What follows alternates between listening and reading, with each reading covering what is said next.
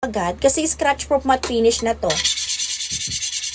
Hindi siya nagbabakbak, hindi nagbabalat, hindi nagtutuklap. May libreng silicone boot sa ilalim ha. For hot and cold tumblers na siya. Pwede kayong maglagay ng coffee, juice, milk tea, soft drinks pwede. 24 hours cold na sila, 12 hours kapag hot.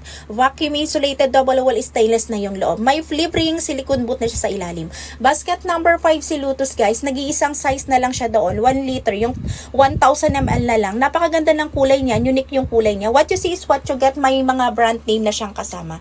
Okay, hindi siya nagtutuklap ha, hindi nagbabalat, hindi nagmo-moist double wall na yan. Stainless yung loob.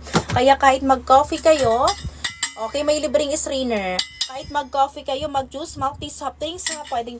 Tumatagal yung init, tumatagal yung lamig. Basket number 5 to Lotus. Nag-iisa na lang yung size niya. Pabilisan pa, unahan na lang tayo dito mga madam ko ha. Okay, hanggat may stock pa. Baka maubusan kayo, maunahan kayo sa kulay nito. Basket number 5, puntahan nyo na